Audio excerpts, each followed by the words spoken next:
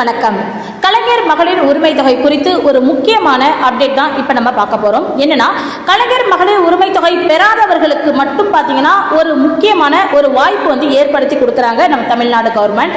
இந்த ஒரு வேவை நீங்கள் ஃபாலோ பண்ணீங்க அப்படின்னா கண்டிப்பாக உங்களுக்குமே வந்து மேல்முறையீடு செஞ்சுருக்கீங்க அப்படிங்கிற பட்சத்தில் கண்டிப்பாக உங்கள் அக்கௌண்ட்டில் வந்து பணம் வந்து கிரெடிட் ஆகும். ஸோ அது என்ன அப்படிங்கிறத இப்போ நம்ம தெரிஞ்சுக்கலாம். ஓகேவா? அதாவது நம் தமிழகத்தில் கலைஞர் மகளிர் உரிமை தொகை திட்டத்தில் மட்டும் பார்த்தீங்கன்னா 1,30,00,000 பேருக்கு வந்து இது வரைக்கும் அமௌண்ட் வந்து கிரெடிட் ஆகிட்டு வந்துட்டு இருக்கு. ஸோ இவங்க இப்போதைக்கு லைன்ல இருக்கக்கூடிய பர்சன்ஸ். இவங்க இல்லாமல் கிட்டத்தட்ட 13 லட்சம் பேர் வந்து அப்ளை பண்ணியுமே கூட எலிஜிபிள் ஆகலை, கிடைக்கல அப்படிங்கிற அந்த கேட்டகரிஸில் இருக்காங்க. ஸோ இதில் நிறைய பேர் வந்து மேல்முறையீடும் செஞ்சிருக்காங்க. சில நபர்களுக்கு வந்து சில காரணங்களால் வந்து அவங்களுக்கு வந்து 1000 ரூபாய்ங்கிறது கிடைக்காமல் வந்து தவிர்க்கப்பட்டிருக்கு. மொத்தமாக பார்த்தீங்கன்னா கிட்டத்தட்ட 13 லட்சம் பேர் வந்து பெண்டிங் லிஸ்ட்ல இருக்காங்க அப்படிங்கிறது தான் நிதர்சனமான உண்மை. இந்த சூழ்நிலையில இதே மாதிரி ரிஜெக்ட் ஆகியும் சரி, ஆல்ரெடி அப்ளை பண்ணி என்ன ரீசன் தெரியாமலும் சரி, நிறைய பேர் வந்து என்னன்னு தெரியாமலே இருக்காங்க இல்லையா, அவங்களுக்கு உதவிடக்கூடிய வகையில என்ன பண்ணியிருக்காங்கன்னா கவர்மெண்ட் இந்த எலெக்ஷனை மெயின்ல வச்சுட்டு ஒரு வே ஒன்று உருவாக்கி கொடுத்துருக்காங்க. என்னன்னா, ஏன் எதனால எனக்கு இந்த 1000 ரூபாய் வரல அப்படிங்கிற கொஸ்டினை நீங்க கேட்கறதுக்கான ஒரு வே வந்து அவங்க ஏற்படுத்தி கொடுத்துருக்காங்க. அது மட்டும் இல்லை, இந்த இடத்து மூலமா நீங்க என்ன பண்ணிக்கலாம்னா ரீசப்மிட் கூட பண்ணிக்கலாம். அதாவது உங்க அப்ளிகேஷனை மறுபடியும் நீங்க உள்ள வந்து ரீசப்மிட் வந்து கொடுத்துக்கலாம். ஓகேவா? என்னன்னா, நீங்க ஃபர்ஸ்ட் என்ன பண்ணலாம்னு பாத்தீங்கன்னா, நான் ஒரு நம்பர் சொல்றேன், நான் இங்க டிஸ்கிரிப்ஷன்லயும் கொடுக்குறேன், பிளஸ் வந்து இங்க விண்டோலையும் ஷோ பண்றேன்.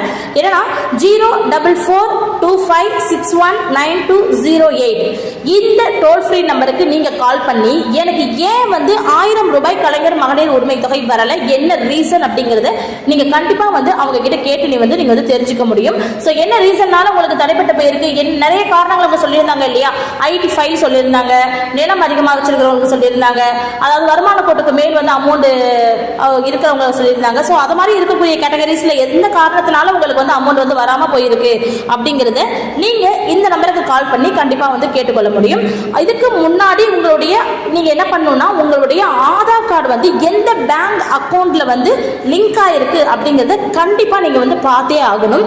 நான் ஏன் இந்த ஒரு விஷயத்தை இப்படி சொல்றேன்னு பார்த்தீங்கன்னா, இதே சேம் இந்த டோல் ஃப்ரீ நம்பருக்கு கால் பண்ணி கேட்ட ஒரு பர்சனுக்கு பெனிஃபிட்ஸ்க்கு என்ன சொல்லியிருக்காங்கன்னா, உங்களுக்கு ஆல்ரெடி அமௌண்ட் வந்துட்டு இருக்கு அப்படின்னு அவங்க சொல்ல போக, இவங்க எந்தெந்த பேங்க் கிட்டத்தட்ட ஒருத்தவங்க வந்து ஒரு பேங்க் அக்கௌண்ட் தான் வச்சு மெயின்டைன் பண்றாங்க அப்படின்னு நம்ம சொல்ல முடியாது. ஒருத்தவங்க பேர்ல ஒரு 3-4 அக்கௌண்ட் வச்சு நம்ம மெயின்டைன் பண்ணிருக்கலாம். ஸோ எந்த அக்கௌண்ட்ல ஆதார் சீடிங் வந்து ஃபைண்ட் ஆயிருக்கு அப்படிங்கறத நம்மளால வந்து கண்டுபிடிக்கணும். ஏன்னா இப்போ வந்து நம்ம லாஸ்டா ஒரு அக்கௌண்ட் ஜஸ்ட் ஒரு ஆன்லைன்ல கூட ஒரு அக்கௌண்ட், இப்போ கோடக் மஹேந்திரான்னு இருக்கு இல்லையா, இது வந்து ஒரு ஆன்லைன் அக்கௌண்ட். நான் கரெக்டா இப்போ உண்மையா இப்போ நடந்த ஒரு சம்பவத்தை உங்களுக்கு ஷேர் பண்றேன். கோடக் மஹேந்திரா அப்படிங்கிறது ஒரு ஆன்லைன் அக்கௌண்ட். அந்த அக்கௌண்ட் நம்ம ஆன் பண்ணும்போது பாத்தீங்கன்னா அங்க வந்து ஆதார் வந்து சீட் ஆயிருக்கு. பட் அந்த பேங்க் அக்கௌண்ட்டுக்கு பாத்தீங்கன்னா பர்டிகுலரா நம்ம கிட்ட பேங்க் அக்கௌண்ட் பாஸ்புக் கூட கிடையாது. பாஸ்புக் இல்லாத அந்த ஒரு அக்கௌண்ட்ல இந்த ஒரு அமௌண்ட் ஆனது கிரெடிட் ஆயிருக்கு ஒரு நபருக்கு. ஸோ நமக்கு அங்க இந்த டோல் ஃப்ரீ நம்பர்ல அவங்க கொடுத்த தகவலின்படி அவங்க எந்தெந்த பேங்க்லாம் இது மாதிரி ஆதார் சீட் பண்ணியிருக்காங்க அப்படிங்கறத நம்ம கண்டுபிடிச்சு அது மூலியமா கண்டுபிடிக்க போக தான் என்ன தெரிஞ்சதுன்னா, அவங்களுக்கு இந்த ஒரு அக்கௌண்ட்ல அமௌண்ட் வந்து கிரெடிட் ஆயிருக்கு அப்படிங்கிறது கண்டுபிடிக்கப்பட்டிருக்கு.